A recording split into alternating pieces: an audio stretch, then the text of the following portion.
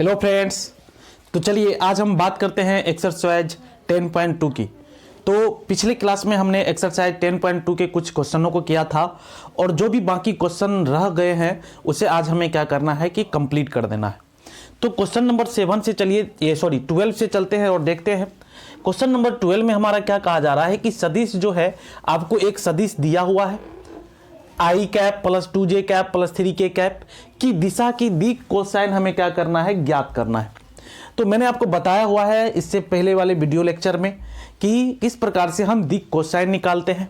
तो जो भी आपको वेक्टर दिया हुआ है वे वेक्टर हमें क्या करना है, लिख लेना है। तो ये वेक्टर आपको दिया हुआ है, तो मान करके चलिए ये आपको ए वेक्टर दिया हुआ है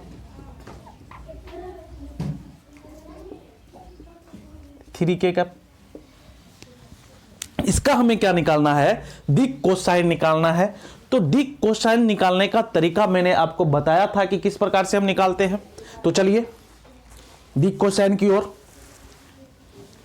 तो सबसे पहले हमें क्या करना है, तो जो वेक्टर हमारा दिया हुआ है, तो जो वेक्टर दिया हुआ है हम क्या करते हैं, उसका परिमाण निकालते हैं। तो परिमाण यदि हम निकालेंगे तो क्या हो जाएगा, ये हमारा तो परिमाण हमारा क्या हो जाएगा। तो देखिए आई के साथ कौन है, 1 है तो 1 का स्क्वायर, प्लस जे के साथ कौन है, 2 है तो 2 का स्क्वायर, प्लस के के साथ कौन है, 3 है तो 3 का स्क्वायर।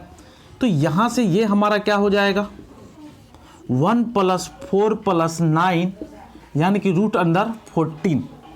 तो ये जो हमारा 14 आ गया है, तो हमने सबसे पहले क्या किया कि इसके परिमाण को निकाल लिया।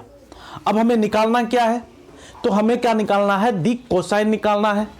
तो दिक कोसाइन निकालने के लिए सबसे पहले हम क्या करेंगे, उसके परिमाण को निकाल लेंगे। उसके बाद हमें क्या करना है, दिक कोसाइन निकालना है। तो दिक कोसाइन करने का मतलब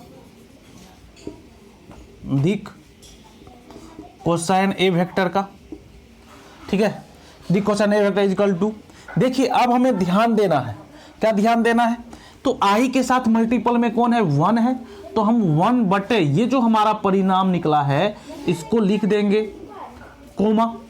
उसके बाद देखिए यहां पे हमारा कितना है, जे के साथ 2 है तो 2, और जो हमारा परिमाण निकला है उसे हम क्या करेंगे, लिख देंगे। तीसरा क्वेश्चन तीसरा देखिए के कैप के साथ कौन है, 3 है, तो हम क्या करेंगे 3 को लिख देंगे, और जो हमारा परिमाण आया है उसे हम नीचे में लिख देंगे। तो ये हमारा क्या हो गया, दिक कोसाइन हो गया इस वेक्टर का, यानी कि जो ये वेक्टर दिया हुआ है इस वेक्टर का दिक कोसाइन निकालने का ये तरीका हो गया। यानी कि कोई भी वेक्टर यदि हमारा दिया हुआ रहेगा तो उसमें हम सबसे पहले क्या करेंगे, उसका परिमाण को लिखेंगे, और उसके बाद जब हम उस वेक्टर का दिक कोसाइन निकालेंगे तो दिक कोसाइन निकालने के लिए हमें क्या करना होगा कि आई के साथ जो मल्टीपल में होगा उसको लिखने के बाद उसके बटे में जो परिमाण आएगा, तो आई के साथ मल्टीपल में क्या है, 1 है तो 1, और नीचे में हमारा क्या हो जाएगा, नीचे में जो हमने परिमाण निकाला था कोमा करके, फिर जो है अगला जे के साथ जो है, जे के साथ जो है के के साथ है, जो इस प्रकार से हम दिक कोसाइन को निकालते हैं। तो आपको जरूर समझ में आ गया होगा। चलिए अब अगले क्वेश्चन की ओर चलते हैं। देखिए क्वेश्चन नंबर 13 जो है आप लोगों के सामने आ चुका है। क्वेश्चन नंबर 13 क्या है कि क्वेश्चन नंबर 13 में कहा जा रहा है कि बिंदुओं a 1 2 -3 एवं बिंदु b -1 -2 और 1 को मिलाने वाले एवं a से b की तरफ डिस्ट सदिश की दिक कोसाइन ज्ञात करने के लिए। तो मैंने आपको बताया था कि किस प्रकार से हम जो है किसी भी जो 2 पॉइंट रहता है उसको जो वेक्टर मिलाने वाले जो वेक्टर होते हैं, एक पॉइंट हमारा ये है तो एक हमने p माना, एक हमने q माना, तो इसको मिलाने वाला वेक्टर मान करके चलिए ए वेक्टर है। तो किस प्रकार से हम वेक्टर को तैयार करते हैं ये मैंने आपको लगातार पिछले क्लास में भी बताया है। तो देखिए ए का कोऑर्डिनेट यानी कि 1 2 -3, यहाँ ए दे दिया है तो ए ही रहने दीजिए, और यहाँ बी दे दिया है तो बी ही हम रहने देते हैं। तो -1 -2 और 1, ये हमारा क्या है, ये 2 पॉइंट का जो है कोऑर्डिनेट सिस्टम या जो भी है हमारा दिया हुआ है। अब हमें क्या करना है कि इससे वेक्टर तैयार करना है। तो वेक्टर को लिखना है, तो वेक्टर के लिखने का तरीका, पोजीशन वेक्टर को लिखने का तरीका मैंने आपको बताया था कि किस प्रकार से हम वेक्टर को लिखते हैं। x2 - x1 plus i cap plus y2 - y1 j cap plus Z3 Z2 minus Z1 k cap. तो इस प्रकार से हम क्या करेंगे, इससे वेक्टर को लिखेंगे। तो जब वेक्टर को लिखेंगे तो देखिए किस प्रकार से ये हमारा हो जाएगा, x2 माइनस x1, तो x2 माइनस x1, तो minus x1 i cap plus y2 minus y1, तो y1 j कैप प्लस आपका यहां पे हो जाएगा, आपका क्या हो गया x y z, तो z2, तो z2 हमारा 1 है और माइनस ये माइनस यहां पे 3 है, तो माइनस माइनस प्लस हो जाएगा, तो ये k कैप हो जाएगा। तो इसको जब हम सॉल्व करेंगे तो ये हमारा निकल करके कितना आ जाएगा, तो देखिए -1 यानी कि -2i कैप प्लस और माइनस, तो प्लस माइनस कितना हो जाएगा हमारा, यहाँ पे माइनस हो जाएगा, तो माइनस -2 -4, तो -4j कैप और यहाँ पे प्लस 4k कैप। तो हमने क्या किया कि एक वेक्टर जो है 2 पॉइंट से हमने एक वेक्टर को निकाल लिया, ये जो 2 पॉइंट था इससे हमने क्या किया, एक वेक्टर को तैयार कर लिया। अब वेक्टर को तैयार करने के बाद हमें क्या करना है, हमने बताया था कि जब दिक् कोसाइन याद करने के लिए हो, पहले तो वेक्टर तैयार कर लिए क्योंकि इसमें क्वेश्चन कुछ अलग प्रकार से है। तो वेक्टर तैयार करने के बाद क्या करना है हमें कि अब हम इसके परिमाण को निकालेंगे। जब परिमाण को निकालेंगे तो ये हमारा क्या हो जाएगा, -2 का स्क्वायर प्लस -4 का स्क्वायर प्लस 4 का स्क्वायर। तो ये आपका निकल के आ जाएगा 2 दूनी 4, 4 चौके 16, 4 चौके 16, तो 16 4 20 30 10 36, 16 16 32 4 36, और 36 का हम जानते हैं कि इसका जो रूट बाहर में निकलेगा यानी कि ये हमारा हो जाएगा 6। तो हमने क्या किया कि इसके परिमाण को निकाल लिया। अब हमें क्या लिखना है, दिक् कोसाइन लिखना है, यानी कि दिक् ए वेक्टर का दिक् कोसाइन, ए वेक्टर का हमें क्या लिखना है, दिक् कोसाइन लिखना है। तो ए वेक्टर का हमें क्या लिखना है, दिक् कोसाइन लिखना है। तो मैंने आपको क्या बताया था कि सबसे पहले देखो आपकी आई के साथ कौन है, तो आई के साथ इस भाई साहब आई के साथ -2 है, तो -2 और कौन है जो परिमाण निकलता है उसको बट्टे में फिर लगा दो कोमा। फिर देखो जे के साथ कौन है, -4 है, तो -4 बटे में हमारा क्या हो जाएगा, ये हमने जो परिमाण निकाला है। और के कैप के साथ कौन है, 4 है, तो 4 और ये हमारा क्या हो जाएगा 6। अब 2 से सारा जब कैंसिल हो जाएगा तो ये हमारा निकल के आ जाएगा -1/3 -2/3 और 2/3।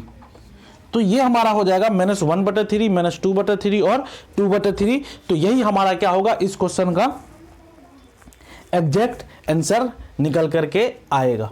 तो हमने क्वेश्चन नंबर 13 भी सॉल्व कर लिया। आपने देखा कि किस प्रकार से हमने वेक्टर को तैयार किया, वेक्टर को तैयार करने के बाद उसके परिमाण को निकाला और परिमाण को निकालने के बाद उसके दिक् कोसाइन को हमने निकाल लिया। अब चलिए क्वेश्चन नंबर 14 की ओर चलते हैं। अब जैसा कि आप देख रहे हैं क्वेश्चन नंबर 14 है, तो 14 नंबर में आप देख रहे होंगे कि क्वेश्चन क्या दिया हुआ है कि दर्शाए कि सदिश आई कैप प्लस जे कैप प्लस के कैप अक्षों OX OY एवं OZ के साथ बराबर झुका हुआ है। तो इसे हम किस प्रकार से सॉल्व करेंगे, तो देखिए सबसे पहली बात कि जब झुका हुआ है अक्ष पे, इस तरह की जब बातें होती है तो हमें मन में ये होना चाहिए कि हमारे ये जो कह रहा है क्वेश्चन में दिक् कोसाइन निकालने के लिए कह रहा है, ये सारी घटनाएं यदि झुका हुआ है, ये सब टाइप का बात यदि हो तो इसका मतलब है कि ये सारी बातें जो है दिक् कोसाइन की तरफ जो है क्वेश्चन को मूव कर रहा है, यानी कि यही टाइप से हम क्वेश्चन को बना सकते हैं।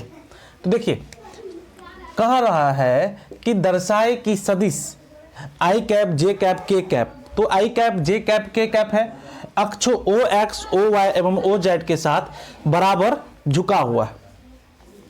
तो मान करके चलिए एक ए वेक्टर हमारा है, तो ये हमारा क्या हो गया x, 3 एक्सिस हम जानते हैं,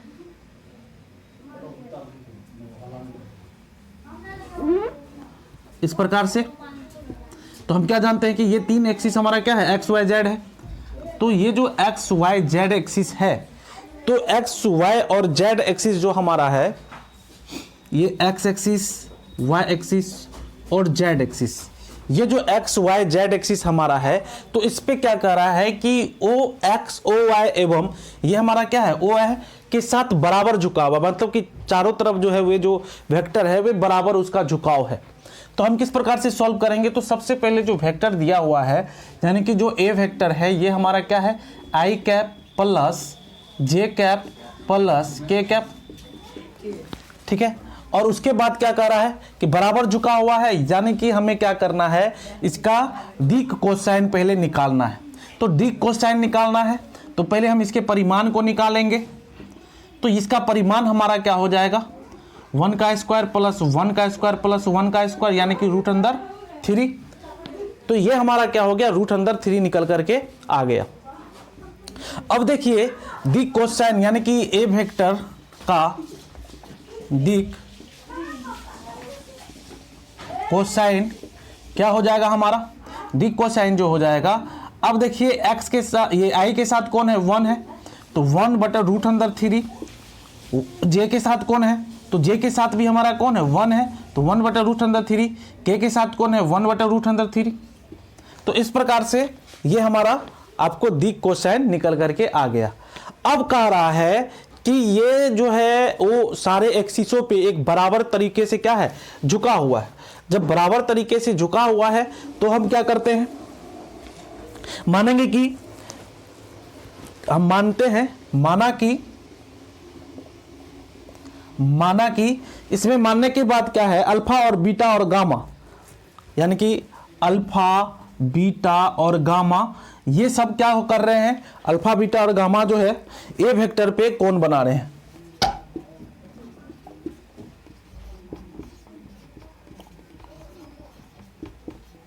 ए वेक्टर पे कोण बनाते हैं, इसीलिए हम इसको क्या लिखेंगे, अब जो हम इसका जो एंगल है वे जब निकालेंगे तो हमारा क्या हो जाएगा, ये तो ये हो जाएगा cos अल्फा इजकल टू 1 बटा रूट अंदर 3, cos बीटा इजकल टू 1 बटा रूट अंदर 3 और cos गामा इजकल टू 1 बटा रूट अंदर 3। तो यही हमारा क्या होगा, यही हमारा राइट आंसर निकल करके आएगा आपको, जो कि इतना एंगल पे ये सभी क्या है, बराबर बराबर झुका हुआ है। बस कुछ नहीं करना है, इस टाइप का जब क्वेश्चन आपको मिले तो सीधी सी बात है, दिक कोसाइन निकाल लेना है और उसके बाद दिक cos अल्फा इजकल टू 1 बटा रूट अंदर 3, cos बीटा इजकल टू 1 बटा रूट अंदर 3, जो भी आपको दिया हो ये निकल के आएगा दिक कोसाइन, उसमें बस cos अल्फा बीटा गामा लगा लेना है। ये आपका क्वेश्चन का सॉल्व हो गया है। अब क्वेश्चन नंबर 15 की ओर चलते हैं। तो चलते हैं, अब देखिए क्वेश्चन नंबर 15 है, इसमें दिया हुआ क्या है कि कह रहा है कि बिंदुओं P और Q, यानी कि दो बिंदु आपको यहाँ पे आपको दिया हुआ है, बिंदु P i cap plus 2j cap minus k cap, और बिंदु Q जो है हमारा क्या है, माइनस i प्लस j और प्लस k कैप को मिलाने वाली रेखा को 2:1 के अनुपात में बांट देता है। तो कह रहा है कि अंतः और बाह्य विभाजित करने वाले बिंदु R का स्थिति सदिश ज्ञात कीजिए। तो अंतः और बाह्य, इसके लिए जो है आपको दो फॉर्मूला होता है, उसे याद रखना होगा। अंतः के लिए क्या होता है, mb vector plus na vector बटा m प्लस n, और दूसरा बाह्य के लिए क्या होता है, mb vector minus na vector बटा m माइनस n। तो ये दो आपको जो है ये फॉर्मूला होता है और इस फॉर्मूले से हमें क्या करना है, इसको सॉल्व करना है। तो चलते हैं सॉल्व करते हैं। सबसे पहले देखिए ये जो आपको बिंदु P और Q दिया हुआ है, ये जो दोनों दिया हुआ है, इससे हम इसको क्या करेंगे, एक नया सदिश बनाते हैं। तो यहां पे हम OP वेक्टर क्या लिखेंगे, एक OP वेक्टर लिखना है और एक हमें क्या लिखना है, OQ वेक्टर लिखना है। ठीक है, एक हमें क्या लिखना है, OP वेक्टर लिखना है और एक हमें OQ वेक्टर लिखना है। तो OP वेक्टर आपको दिया हुआ है क्वेश्चन में, तो OP वेक्टर आपको क्वेश्चन में क्या दिया हुआ है, i cap plus 2j cap minus k cap, और OQ क्या दिया हुआ है, minus i cap plus j cap plus k cap. ये आपको 2 वेक्टर यानी कि दिया हुआ है। अब इससे हमें क्या करना है, अंतः और, तो चलिए हम मान लेते हैं कि माना कि स्थिति सदिश आर वेक्टर को 2 अनुपात में बांटा गया है। तो हम यहां से लिखेंगे ओ आर वेक्टर। तो सबसे पहले ओ आर वेक्टर यानी कि पहले वाले के लिए निकालेंगे अंतः के लिए। तो क्या कहा जा रहा है कि M B vector plus N A vector बटे एम प्लस एन। ये फॉर्मूला हम किस प्रकार से लगाएंगे, तो देखिए M B vector plus N A vector. तो एम हमारा क्या है, यहाँ पे 2 है और एन क्या है, यहाँ पे 1 है। यानी कि ये जो 2:1 दिया है, इसमें से एक को m मानिए और एक को क्या मानिए, आप n मानिए। और सीधी सी बात है, जब अंतः के लिए पूछ रहा है तो ये फॉर्मूला लगा देना है, एकदम आसान है। तो O R vector equal to m, m कहने का मतलब कितना, 2। और उसके बाद b वेक्टर, तो b वेक्टर हमारा क्या है, एक को हम b वेक्टर मानते हैं, एक को a वेक्टर मानते हैं। तो ये हमारा क्या हो जाएगा, b वेक्टर हो जाएगा। तो ये जो v वेक्टर है,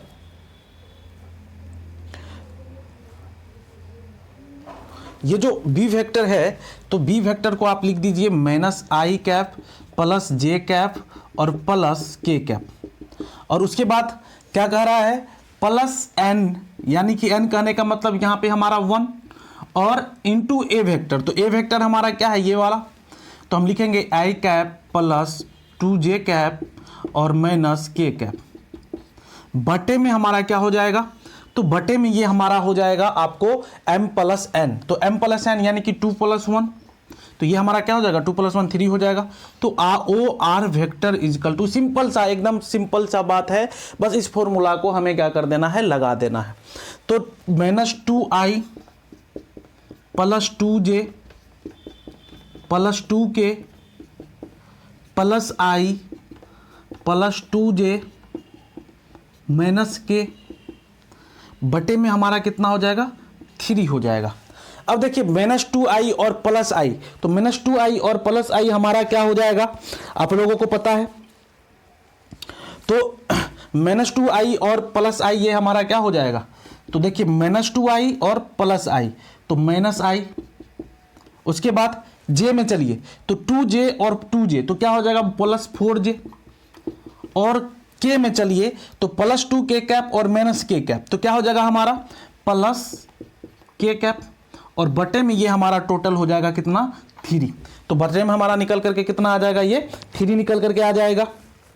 तो इस प्रकार से जो है हम इसे और एक्सपेंडेड फॉर्म में लिख सकते हैं। तो ये हमारा हो जाएगा -i कैप बटे 3 + 4, यहाँ पे क्या हो जाएगा 4। देखिए इस प्रकार से लिखा जाता है, जैसे -1 है, यानी कि -1 बटे 3i कैप प्लस 4 बटे 3j कैप प्लस 1 बटे 3k कैप। तो ये हमारा क्या हुआ, राइट आंसर निकल करके आ गया। तो पहला वाला जो फॉर्मूला था, जब अंतः के लिए पूछेगा तो ये वाला फॉर्मूला लगाएंगे। और m और n ये हमारा क्या है कि ये रेशियो है, ये रेशियो आपको क्वेश्चन में दिया हुआ रहेगा, वही हमारा क्या है, क्वेश्चन है। और बाय के लिए हम बस क्या करेंगे, बस माइनस कर देंगे। तो आप जल्दी से इसको नोट कर लीजिए, उसके बाद स्क्रीनशॉट ले लीजिए। उसके बाद मैं तुरंत क्वेश्चन नंबर 2 पे आता हूं, बाएं विभाजित करने वाले बिंदु को मैं निकालता हूं। तो चलिए आगे, तो चलिए अब दूसरा जो है, ये आपका क्वेश्चन क्या है कि दूसरा क्वेश्चन है कि OP vector equal to i cap plus 2j cap minus k cap. और ये हमारा सारा चीज़ वही है, बस इसमें चेंजिंग क्या हो रहा है कि हमने क्या किया कि यहाँ माइनस लगा दिया और नीचे में माइनस लगा दिया। तो इस प्रकार से ये आपका निकल करके आएगा। और -2i plus 2j plus 2k और -i minus 2j plus k, तो यहाँ से निकल करके आ जाएगा आपका ये -3i प्लस 3k कैप। तो इसी के साथ जो है टोटल मैंने आपको क्वेश्चन 15 क्वेश्चन करा चुका हूँ अभी तक में। और देखते हैं तब तक के लिए आगे जो है और क्वेश्चन भी कराना है। कोई भी यदि बिंदु है, यानी कि ये क्या करा, 2 बिंदु, तो 2 बिंदु मान करके चलिए, एक बिंदु हमारा क्या है P है और दूसरा बिंदु हमारा क्या है Q है। तो इसको मिलाने वाली कोई एक वेक्टर होगी। और मैंने आपको बताया है कि जब आपको ये इस प्रकार से 2 बिंदु दिया हुआ रहेगा XYZ में, XYZ के टर्म में, यानी कि तीनों कोऑर्डिनेट सिस्टम में, तब हम किस प्रकार से इसे वेक्टर के रूप में लिखते हैं। तो 2, 3 और 4 है, और यहाँ पे क्या है आपका 4, 1 और -2 है। ठीक है, तो ये तो आपका दिया हुआ है, इससे हम वेक्टर पहले लिखेंगे। तो वेक्टर किस प्रकार से तैयार करते हैं, जैसा कि आप लोगों को मालूम है, पी क्यू वेक्टर बराबर हम क्या लिखेंगे। तो देखिए पी क्यू वेक्टर बराबर क्या हो जाएगा, x2 - x1, तो 4 - 2 i cap plus 1 - 3 j cap plus -2 - 4 k cap, ये आपका हो जाएगा। यानी कि 4 - 2 i cap plus 1 - 3 j cap plus -2 - 4 k cap. तो इस प्रकार से जो है हमारा ये वेक्टर लिखने का तरीका है। आप लोगों को मालूम है कि वेक्टर हम किस प्रकार से लिखते हैं, x2 - x1, उसके बाद y2 - y1 और z2 - z1, और सभी के साथ x वाले के साथ i, y वाले के साथ j और z वाले के साथ हम क्या करते हैं, k लगाते हैं। तो इस प्रकार से हम वेक्टर को तैयार करते हैं। तो ये हमारा क्या हो जाएगा, 2i प्लस क्या हो जाएगा यहाँ पे आपको -2j, और यहाँ पे क्या हो जाएगा आपको -6k कैप। तो इसको यदि हम वेक्टर लिखेंगे तो ये हमारा आ जाएगा 2i प्लस -2j, उसके बाद यहाँ पे क्या हो जाएगा -6k कैप। तो आप देख रहे हैं कि आपका क्या आ गया, 2i - 2j - 6k कैप आ गया। अब क्या कह रहा है इस क्वेश्चन में कि सदिश का मध्य बिंदु हमें ज्ञात करने के लिए, तो सदिश का जब मध्य बिंदु हमें ज्ञात करने के लिए कहा जा रहा है, तो हम किस प्रकार से इस सदिश का मध्य बिंदु ज्ञात करेंगे। तो देखिए सबसे पहली बात कि यहाँ पे जो है क्या कहा जा रहा है कि मिलाने वाले सदिश का मध्य बिंदु ज्ञात कीजिए।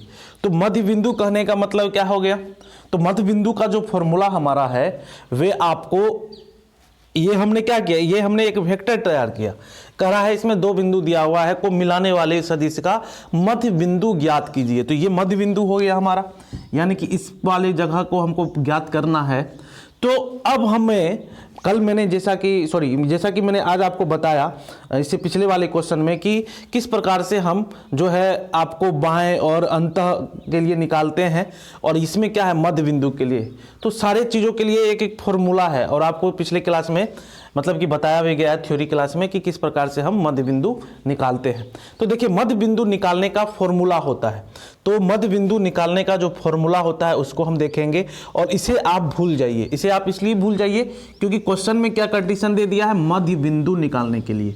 तो मध्य बिंदु जब निकालने के लिए दिया हुआ है तो यहाँ से हमारा क्या हो गया, इस दोनों को हम अलग अलग वेक्टर के टर्म में लिख लेंगे, यानी कि पोजीशन वेक्टर के टर्म में लिख लेंगे, और उसके बाद हम क्या करेंगे, मध्य बिंदु निकालेंगे। तो चलिए देखिए, सबसे पहली बात मैंने आपको ये छोटा सा चीज़ बताया, यानी कि कोई भी पॉइंट दिया हुआ रहता है तो हम किस प्रकार से उसका क्या निकालते हैं, आपको वेक्टर के टर्म में लिखते हैं।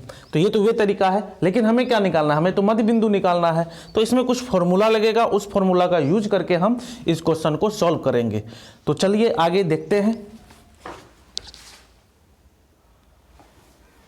तो देखिए इसमें हमें क्या करना है कि मध्य बिंदु निकालना है। तो सिंपल सी बात है कि मध्य बिंदु जब हमें निकालना है, या हम इस मध्य बिंदु को आर वेक्टर मान के चलते हैं, और ये हमारा क्या है, सारी बातें जो हम पढ़ रहे हैं ये पोजीशन वेक्टर की बातें हैं। तो इसमें हम क्या करेंगे, सबसे पहले ओपी वेक्टर लिखते हैं। तो ओपी वेक्टर इक्वल टू हमारा क्या हो जाएगा, आज मैंने आपको बताया था 2i plus 3j plus 4k cap. और OQ वेक्टर क्या हो जाएगा हमारा, OQ वेक्टर हो जाएगा 4i plus j cap minus 2k cap. तो ये हमारा क्या हो गया, OP वेक्टर हो गया और OQ वेक्टर हो गया। तो OP वेक्टर और OQ वेक्टर हमने कंप्लीटली निकाल लिया। अब इसको निकालने के बाद हमें निकालना क्या है, तो हमें जो निकालना है इसका मध्य बिंदु निकालना है, यानी कि इस दोनों पॉइंट को जो मिलाने वाला है उसका हमें क्या निकालना है, मध्य बिंदु निकालना है। तो मध्य बिंदु निकालने का मतलब है क्या कि OR वेक्टर निकालना हमें। तो इसके लिए हम क्या करेंगे, OP vector plus OQ vector बटे 2। किसी भी चीज का आधा हम किस प्रकार से निकाल सकते हैं, उसके बीच वाला बिंदु को, बीच वाले पॉइंट को कैसे निकाल सकते हैं, दोनों तरफ को जोड़ करके उसमें हम 2 से यदि डिवाइड कर दे तो हमें पता चल जाएगा। यानी कि 2i plus 3j plus 4k cap, उसके बाद plus 4i plus j minus 2k cap. और इसे हम यदि 2 से डिवाइड कर दें, कितने से 2 से डिवाइड कर दें, तो ये आपका हो जाएगा 4 2 6i प्लस 3 1 4j, और यहाँ पे आपका क्या हो जाएगा प्लस 2k कैप बटे में क्या हो जाएगा 2 हो जाएगा। और जब इसको हम डिवाइड कर देंगे सारे टर्म से, तो ये हमारा क्या हो जाएगा, हर एक टर्म से यदि हम डिवाइड कर दें, यानी कि उससे सीधा सी बात है 2 हम कॉमन ले लेते हैं, तो 3i plus 2j plus k cap, और ये बटे में हमारा 2 हो जाएगा। तो 2 से 2 हमारा क्या हो जाएगा, कैंसिल हो जाएगा। तो फाइनली बचा कौन, 3i plus 2j plus k cap. तो हम कह सकते हैं यहाँ से कि 3i plus 2j plus k cap, ये हमारा क्या होगा, राइट आंसर होगा। तो आपने देखा कि हमने 16 नंबर के क्वेश्चन को किस प्रकार से सॉल्व किया, ये हम मध्य बिंदु किस प्रकार से निकालते हैं। और एक बात देखिए, यदि आप एनसीईआरटी पूरा पढ़ ले एक एक क्वेश्चन, क्योंकि हर एक क्वेश्चन एक अलग प्रकार का क्वेश्चन होता है, यदि आप एनसीईआरटी पे कमांड कर लेते हैं तो बोर्ड के एग्जाम के लिए तो समझिए कि आपका पूरा का पूरा 100% तैयार हो गया है। तो इसीलिए आप हर एक क्वेश्चन को अच्छे से देखिए, क्योंकि हर एक क्वेश्चन अपने आप में एक अलग क्वेश्चन है, और जब अलग क्वेश्चन है तो आपको हर एक क्वेश्चन बार बार तैयार, अलग अलग टाइप का क्वेश्चन तैयार हो रहा है। तो इतना निश्चिंत रहिए कि क्वेश्चन आएगा एग्जाम में, इसी से पर आधारित क्वेश्चन आएगा। बस क्या होगा कि यहाँ पे क्यू पॉइंट को चेंज कर देगा, 4 के जगह 5 लिख दे, यही सारा चीज होगा। तो चलिए अब अगले क्वेश्चन की ओर चलते हैं, क्वेश्चन नंबर 17 की ओर। तो चलिए अब इस क्वेश्चन में चलते हैं और देखते हैं। देखिए क्वेश्चन में लिखा हुआ है कि दर्शाए कि बिंदु ए बी और सी जिनके स्थिति सदिश क्रमशः a vector equal to 3i minus 4j minus 4k cap, B vector equal to 2i minus j plus k cap, और सी vector equal to i minus 3j minus 5k cap है, एक समकोण त्रिभुज के शीर्षों का निर्माण करता है। तो हमें ये प्रूव करना है कि शीर्ष का जो है ये निर्माण किस प्रकार से करता है, ये दिखाना है। तो सबसे पहले जो देखिए एक एक करके देखिए क्या करना है इस क्वेश्चन में। तो सबसे पहले जो हमें वेक्टर दिया हुआ है उस वेक्टर को लिख लेंगे, और देखिए समकोण त्रिभुज के शीर्षों का निर्माण, यानी कि समकोण त्रिभुज बना रहा है। तो कहने का मतलब इस प्रकार से वह एक त्रिभुज क्या कर रहा है, बना रहा है। तो इसमें ए वेक्टर, बी वेक्टर और सी वेक्टर है, इसमें जो है यही चीज़ हमें दिखाना है कि किस प्रकार से। और हम जानते हैं कि समकोण त्रिभुज कब होगा, तो आप लोग पढ़े होंगे कि इसका स्क्वायर और इसका स्क्वायर इजकल टू आपको क्या, कर्ण का स्क्वायर, यानी कि लंब का स्क्वायर प्लस आधार का स्क्वायर इजकल टू क्या हो जाएगा हमारा, तो ये हमारा हो जाएगा आपको कर्ण का स्क्वायर। तो यही चीज हमें क्या करना है, प्रूव करना है कि ऐसा इतना इसमें जो दिया हुआ है ये बराबर है। तो हाँ ये इसका जो है मतलब समकोण त्रिभुज का निर्माण करता है। तो चलिए अब देखते हैं। सबसे पहले देखिए आपको दिया हुआ क्या है, ए वेक्टर दिया हुआ है।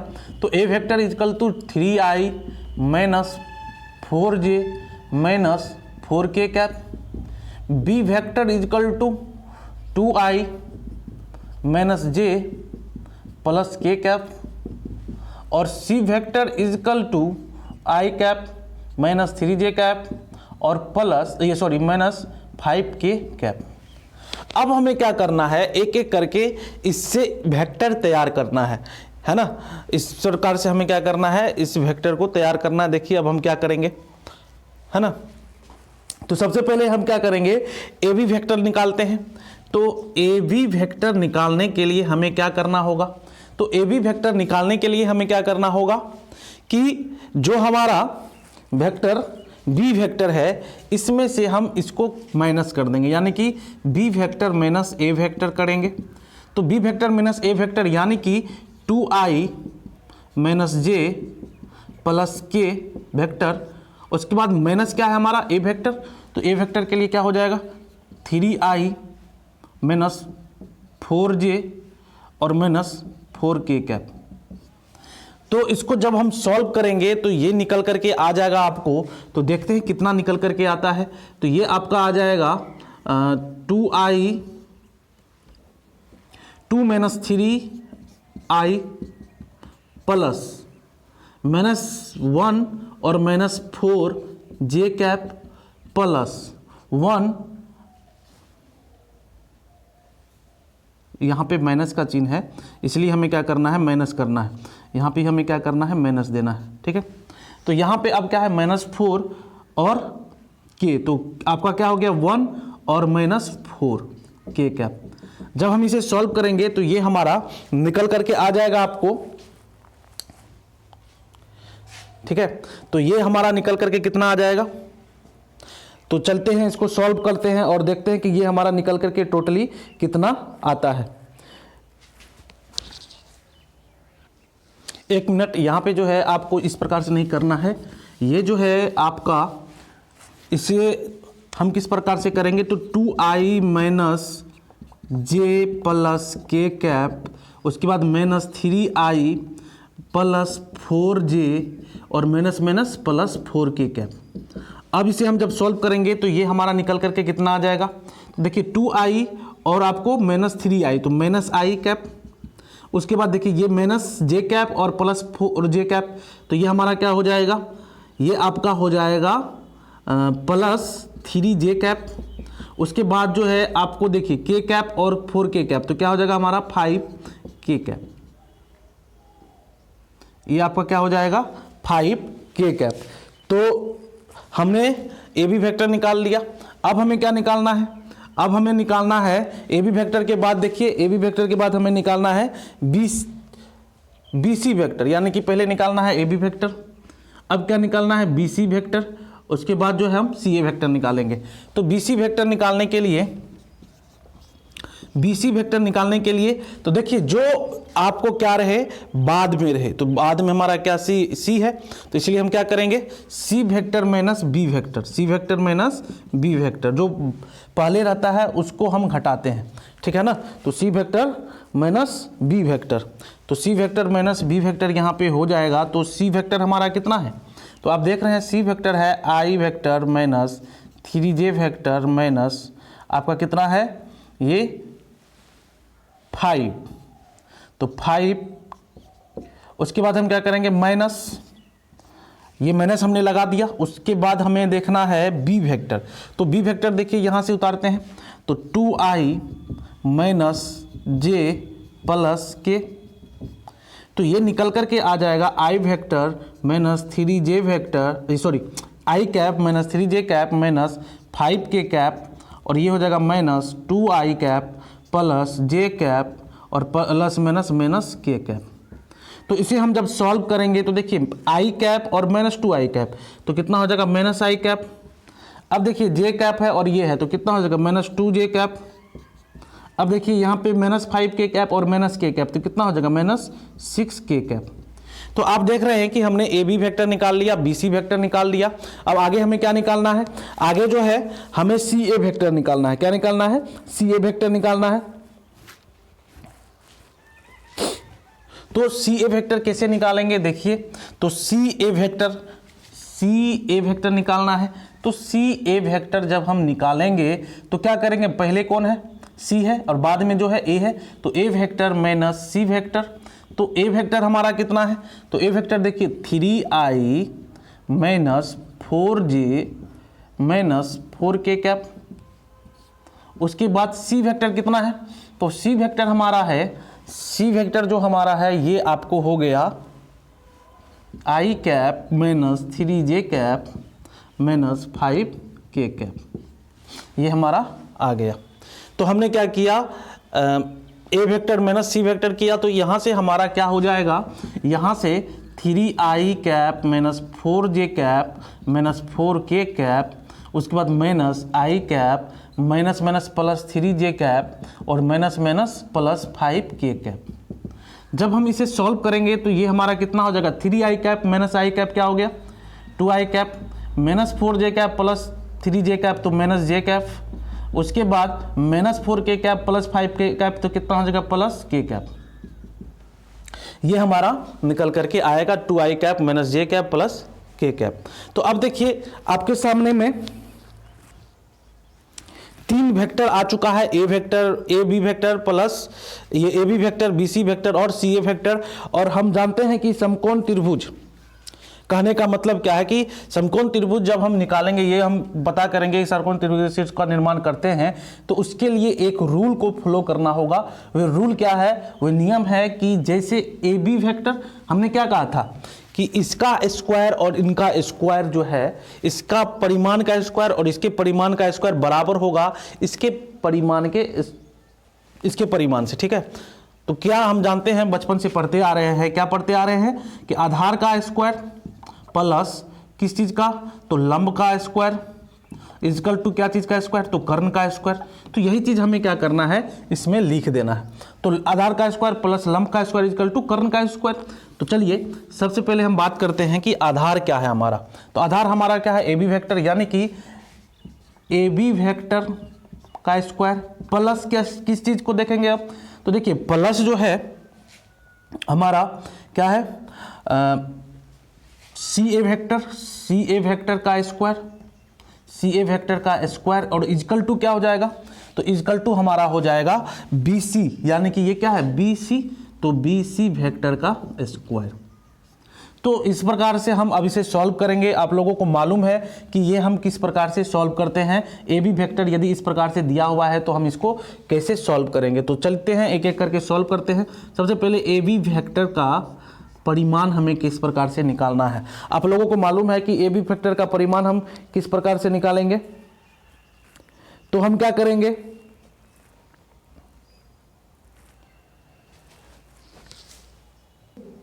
तो इस प्रकार से जो है, देखिए हमने क्या किया है कि आपके सामने में लिख दिया है A B vector square equal, यानी कि हमने सभी का वैल्यू निकाला है। तो सबसे पहले A B vector mod of A B vector का स्क्वायर किया है, तो क्या हो गया हमारा, आई के साथ कौन है, तो आई के साथ देखिए कौन है, ए बी वेक्टर में